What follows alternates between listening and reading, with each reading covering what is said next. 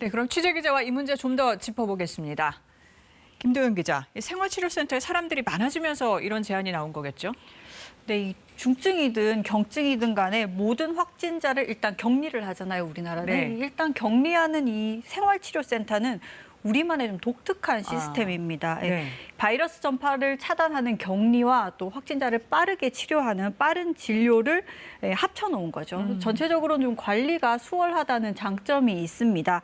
그런데 지금 생활치료센터 가동률이 60%가 넘었습니다. 네. 지역에 따라서는 정원이 이미 초과된 곳도 있고요. 과연 앞으로도 계속 이런 모든 확진자를 격리시킬 수 있는가, 이른바 지속 가능한 건지, 확진자 수가 계속 1,000명 이상씩 나오고 있잖아요. 이제 고민을 해야 될 시점이 됐다, 이런 얘기가 나오고 있습니다. 네. 근데 이제 앞서 얘기했지만 자가치료를 담당할 인력 얘기가 나왔습니다. 그렇다면 의료진을 또 새로 뽑아야 한다는 말인가요? 아닙니다. 이 무한정 보건소 인력이나 의료진 충원을 할 수는 없잖아요. 뭐 네네. 예산 등의 문제로 현실적으로도 좀 어렵고요. 네. 이 국립의료원의 개선안을 보면 우선 보건소 인력들이 하고 있는 일들 가운데 좀 일부를 먼저 좀 줄여주자는 겁니다. 예를 들어서 확진자 동선 추적 같은 걸 하는데 이 일들에 많은 보건 인력들이 지금 투입이 되고 있습니다.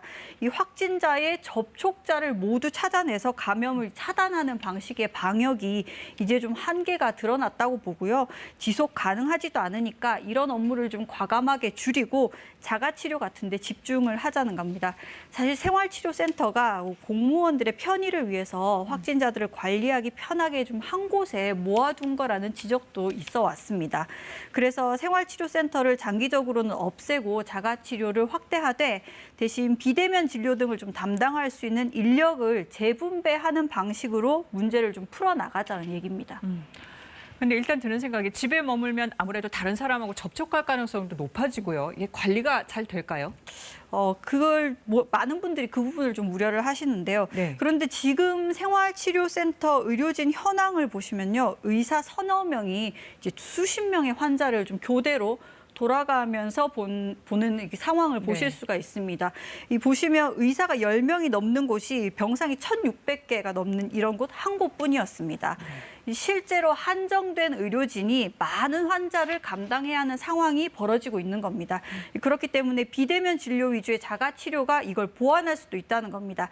개선안에서 보면 인력과 의료 체계가 나오는데 보건소 인력의 업무를 좀 줄여서 이 자가치료 같은 데 투입을 하고 또 지역 병원하고 약국을 동원하면 좀 큰 도움이 될 수 있다고 제안을 하고 있습니다. 네. 코로나19로 환자 수가 좀 줄었잖아요, 동네 병원에. 그러면 백신 접종을 위탁하는 것처럼 이 비대면 진료에도 이 동네 병의원을 좀 활용을 하자는 거죠. 네.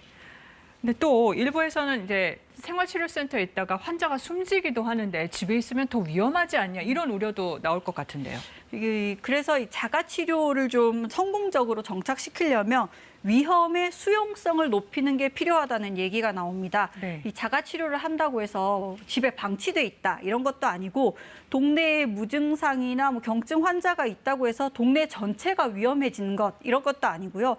이런 부분들에 대한 좀 오해와 우려를 하지 않도록 방역 당국이 국민들을 잘 설득해야 되는 이런 과제가 남아 있습니다. 네. 이 앞서 보신 경기도 사례를 보면 우리가 위치 추적 앱 같은 걸로 자가격리자를 관리해온 경험이 있고 또 자가치료는 여기에다가 일일이 환자를 매일 체크하는 이런 과정까지 더해지면서 관리가 좀 강화가 됩니다. 그런 측면도 있군요. 그렇죠. 그리고 인적 자원과 또 의료기관과의 좀 원활한 연계 이런 부분들을 좀 보완해 가면 비용은 낮추고 또 효율성을 높이면서 지속 가능한 이 방역 형태로 전환되는 시작점이 될 수도 있다고 국립의료원 측이 좀 제안을 하고 있습니다. 네.